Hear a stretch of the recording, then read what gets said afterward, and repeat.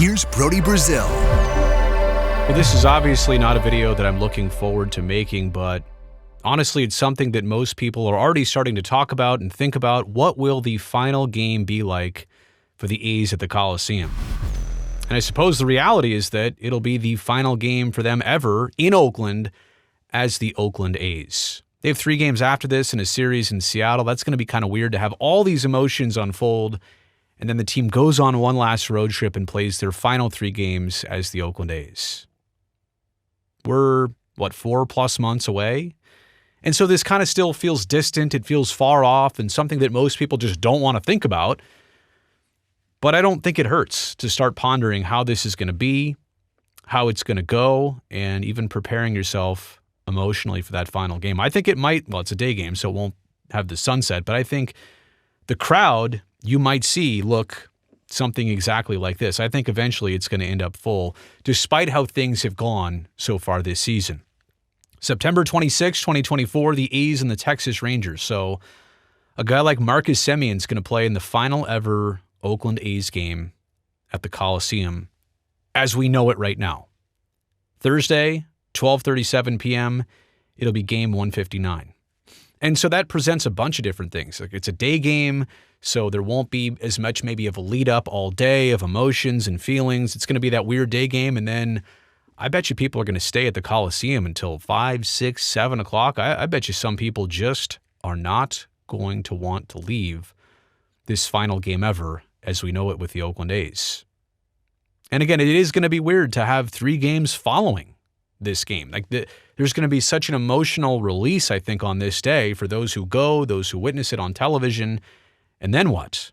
And by the way, tickets are already going super fast. I think these are the only sections here. Now, this is even a couple days old, and by the time this video comes out and you watch it, maybe those sections are even gone. There's a few there. There's a couple down there in the left field line. I think some out here near the treehouse. I don't know if those sections are open on the third deck, but it also makes me wonder if all of this is going to be opened up, all of this is going to be opened up, and all of this.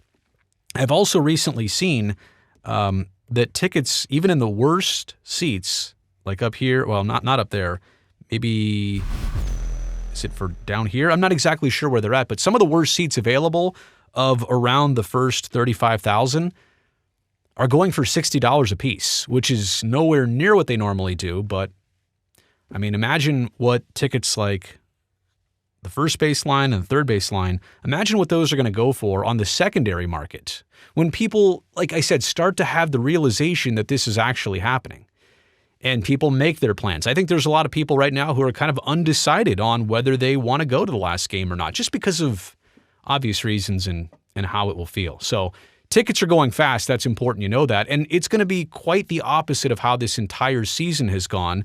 Sportico recently put this out. The 553 sports teams that are currently outdrawing the Oakland A's this season. Granted, the situation is what it is. The team has announced what they're going to do in vacating Oakland and the Coliseum, but look at all the college football teams here. Let me actually change it to green.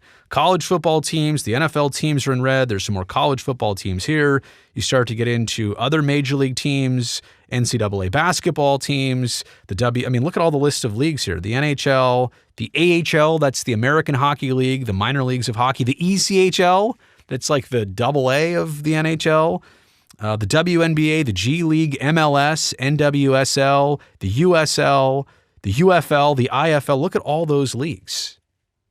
And so 553 sports teams in North America this season, again, given the circumstances, are outdrawing the A's. And I spell that out to understand the contrast of what this final game is going to look like, so much different than anything else this season. There's also this, Sportico also put this out. There's the Montreal Expos in 2004, their final year of existence. Look what they have in common here with the A's. Once it's been announced and once the fan bases know their fate, what else did you expect to happen?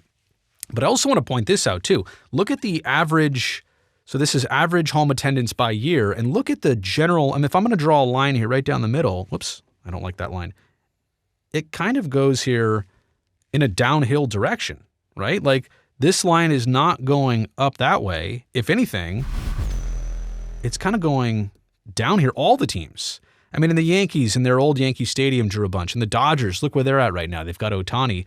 And there have always been some of the bottom teams, but look at how obviously the A's in recent times with news and developments, and people have really started to tail away from the A's. It just generally, though, with Major League Baseball going in that direction. But clearly, the thing to point out here is that when the end has been announced, you get those two abnormalities at the very bottom. So what will this final game be like? We haven't really talked about that yet. I think the answer is different for everyone. Some people are there to celebrate, have a few beers, enjoy it one last time, and then just say goodbye, and that's it. And that's just how they operate. I think some people are going to have tears the moment they walk in, the moment the starting lineups are announced, the moment the first pitch is thrown. It's just hard to fight back all the feelings, right? And to look at it and to have it feel surreal. And I put that here. I don't mean to highlight everything on the presentation, but I think all of this is going to be so surreal in a sense of like, you've been here so many times, and even though you're prepared to understand this is goodbye, that it just won't feel like that, even though that's what it is, but different for everybody. It's also, at this point, kind of hard to envision any true type of celebration. You know, you say like a funeral is a celebration, and I don't, this is not life and death. This is a baseball team moving to Sacramento for right now. But it's a lot. And it's hard to envision anybody truly celebrating, 5+ decades and feeling good about that as this being the end of it. The game itself, likely not to have any significance at all. I mean, the Rangers will probably be competing for something. I doubt, and as good as the A's have started this year, I doubt they'll be competing for any one specific thing. And so that brings me to what will the crowd be like? It will be packed. I have no doubt about that.